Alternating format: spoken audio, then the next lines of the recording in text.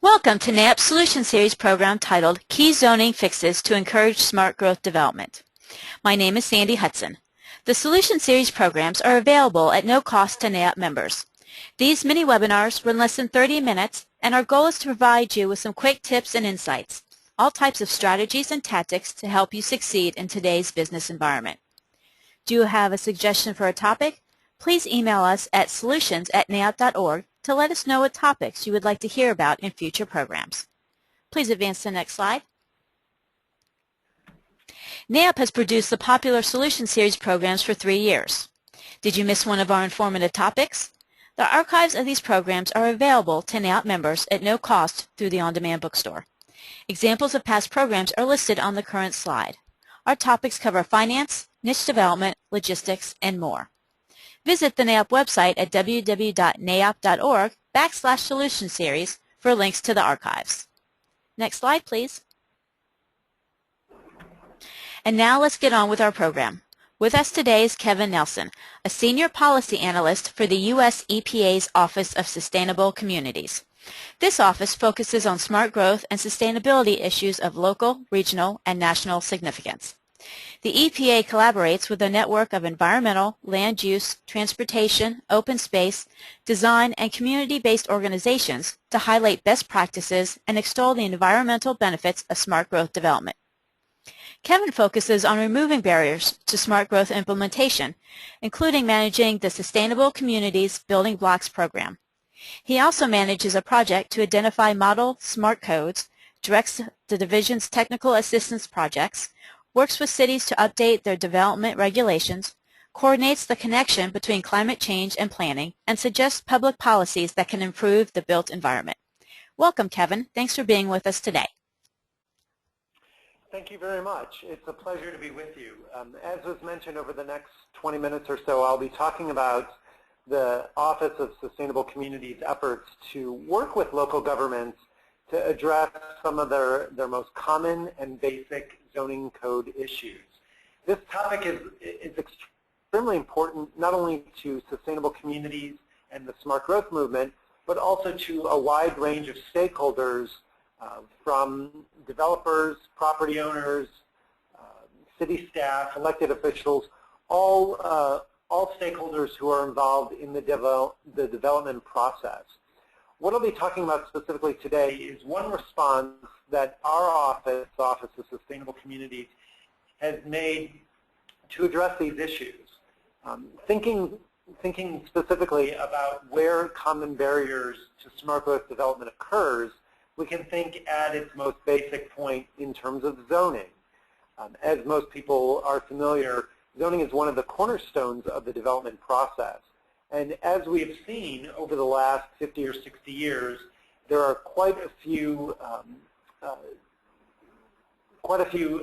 elements of what we've seen in the built environment that have been a result of zoning codes that have either gotten us to singular land uses, that have gotten us to utilizing or developing vacant property or farmland for low-impact development, or with the separation of land uses that get housing and jobs separated from one another.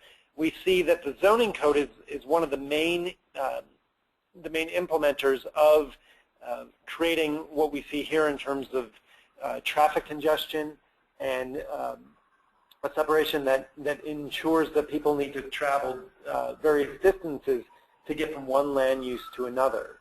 So this being the case in terms of looking at the zoning code as a area in which needs to be addressed or looked at, what we did at the Office of Sustainable Communities at EPA, we looked specifically at zoning codes because many communities around the country had asked us and asked our national experts, what can we do to ameliorate the issues that I just mentioned? The separation of land uses, the low-density development, the traffic congestion of separated uses. Thinking about specifically pulling apart the zoning code and finding ways where there are disconnects between smart growth principles and codes, as well as regulations and development standards. thinking about a need for coordinating across various departments, what we find in many cases is that the Public Works Department or the Transportation Department is not on the same page as the Planning Department or the Department of Economic Development. And where this makes the most sense to the commercial real estate development community is that without a clear vision or a clear sense of what the community is looking for, it's hard to know specifically how and to what extent smart growth development is going to be welcomed and encouraged in key areas of communities. So with that, there are different types of development that needs to be encouraged, specifically within the zoning code. So what we wanted to do was create a response to this particular issue. The fact that there are a variety of different land uses that are being spread out across the landscape, and the fact that communities really want to grow in more compact and walkable places. So back at the end of 2009, we created a document called Essential Smart Growth Fixes for Urban and Suburban Zoning Codes. And this document was a way to think about those particular issues and look at specific themes within the zoning code, whether it be mixing land uses or streets, or thinking about where development should go in specific preferred growth areas. These were elements that we found and themes that many communities around the country had specifically targeted. The fact that there were barriers to them getting the type of growth and development, the type of mixing of land uses, the type of development that encouraged transit, that encouraged a diversification of economic development. Each of these things we found could be grounded back into key issues or key elements within zoning codes and development regulations. So this document is available online on the Smart Growth site at the US EPA. And I'll go through some of the elements of that and demonstrate how and why this group, how these changes in zoning codes make sense to this community. So as I mentioned, the document contains 11 chapters, each focused on a smart growth zoning element, mixed-use zones, parking requirements, walkable spaces, stormwater management, annexation policies, and the like. So each chapter kind of cuts at one of the main areas that we see growth and development focused on. So as each of those are individual or on their own, they create a specific area in which development can either take one particular path or another. Where we find smart growth development most beneficial is when local governments think about a lot of these things in concert or together.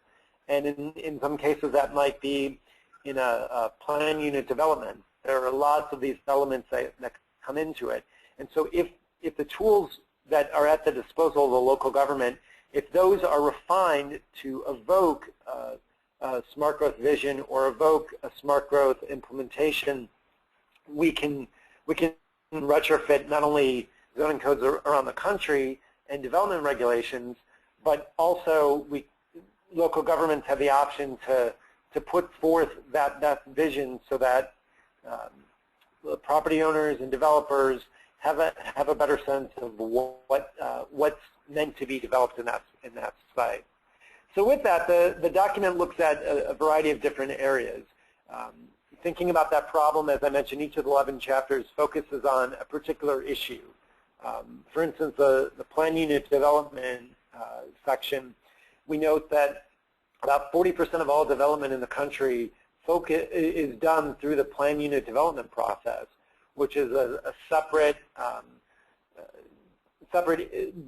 mechanism within the development regulations that allows for a lot of flexibility, which is good in one regard, but also bad in the sense that if every development needs to be recast and renegotiated with all stakeholders, it makes for a very incomplete process, so that, and lack of predictability, so that a new development, you have to go through a process again to decide and determine what a community wants and what they need.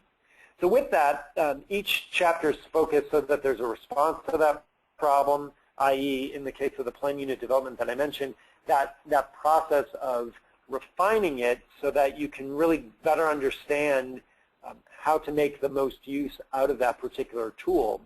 There are expected benefits that are noted.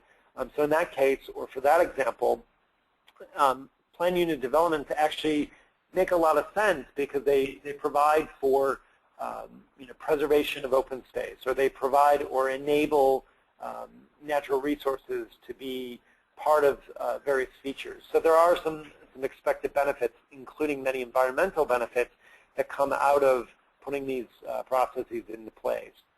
There's steps to implementation. So what this document offers is a variety or a tiered level of solutions, so that, for example, with the plan unit development, reining that in or figuring out a different way to use that tool, there are some small adjustments, some major modifications, and some larger wholesale changes that are options for local governments to consider when putting this work into place. Then the chapters wrap up with practice pointers and examples and references to showcase the best case scenarios of where these ideas have been used. One such example of this is in Montgomery, Alabama.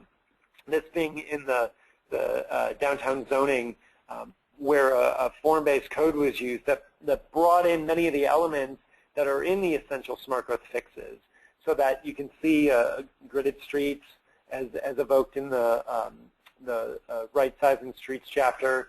There's compact form. There's a mix of land uses, and what this document in Alabama did was figure out a way of trying to incorporate many of those elements of smart growth in terms of design, in terms of requirements to allow a variety of different uses or enable a variety of different uses to be in place. So here in Montgomery, putting that form-based code into practice was similar, or was beneficial based on the elements of the document.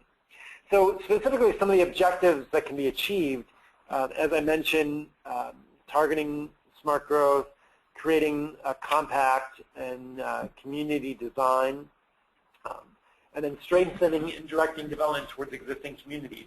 All elements of smart growth and all things that we want to focus on. This document kind of lays out how, in a variety of these different issues, how that might be accomplished. And I'll move from this broader overview of the document into one particular issue and how it's most relevant to the real estate development community.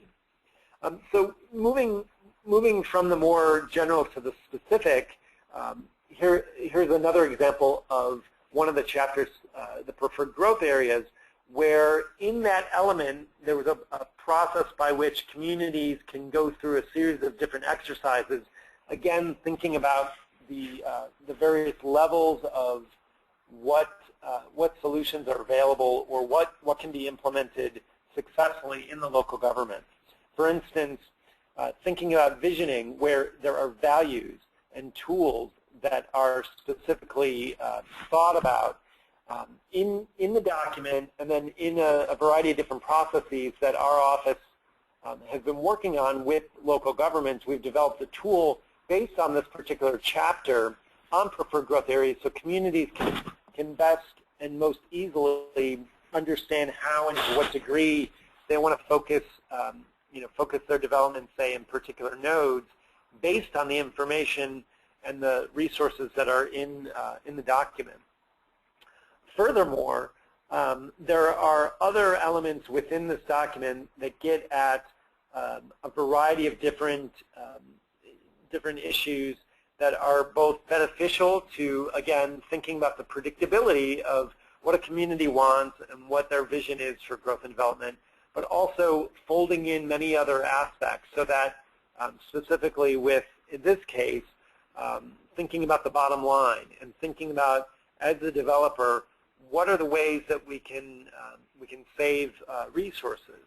So this document provides some examples and some ideas as to when you think about developing in a smart growth manner or thinking about developing in a conventional suburban development model, there are infrastructure costs that I think are different when you look at the two different types of conventional pattern where you have separated land uses here where it's all housing and some mixture of uses here versus a more compact form. And what we find is that there is a reduction in infrastructure costs due to traditional neighborhood development patterns.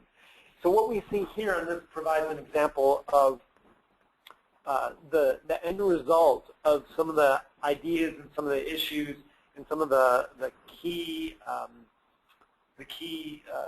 tools that and suggestions that are in the document in terms of how to create that compact form and how to mix those land uses to get at these benefits.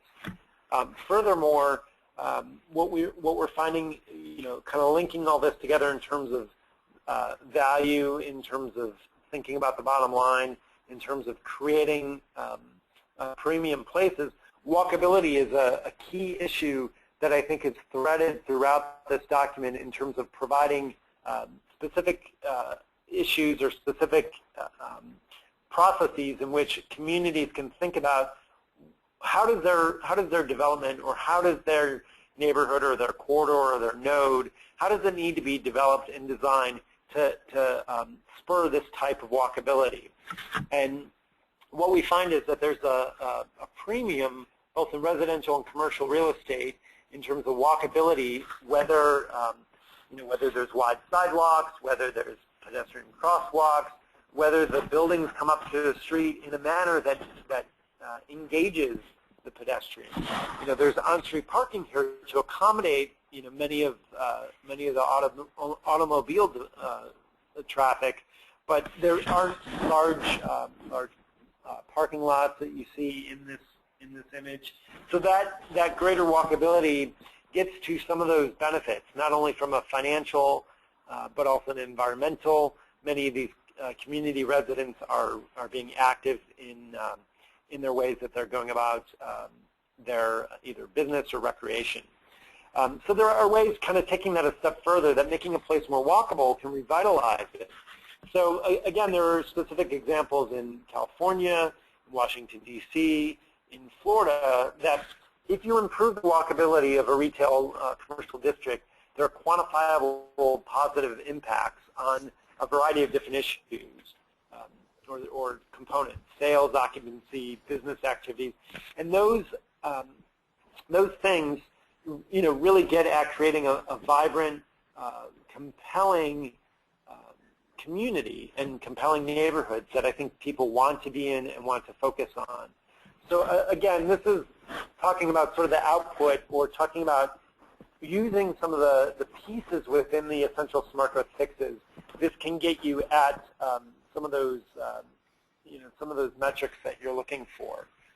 So with that, if there are any questions, you can provide those specifically to me via email at nelson.kevin@epa.gov. And specifically, as I mentioned, that document, the Essential Smart Growth Fixes for Urban and Suburban Zoning Codes, that's available on our website, which was a few slides back. But if you just go to epa.gov/smartgrowth, that document is there. And then just released this week is the rural companion of that Essential Smart Growth Fixes. So if you're working in a smaller community or a smaller town, there are specific smart growth fixes or ideas for the zoning, development, and planning within those smaller communities. So that is now up on our website at epa.gov/smartgrowth. So it's been a pleasure speaking with this audience and providing some of the information about what we do in the Office of Sustainable Communities, as well as some of the work that we're doing to get local governments to get to the types of development that they would like to see. Thank you. Kevin, thanks for a great presentation and discussing how to encourage smart growth development using key zoning fixes. Our next Solution Series program on investment trends in medical office real estate will be available on April 17th. Watch your email for NAIOP source or corporate e-newsletter for the program link. Thank you for listening to our session and have a good day.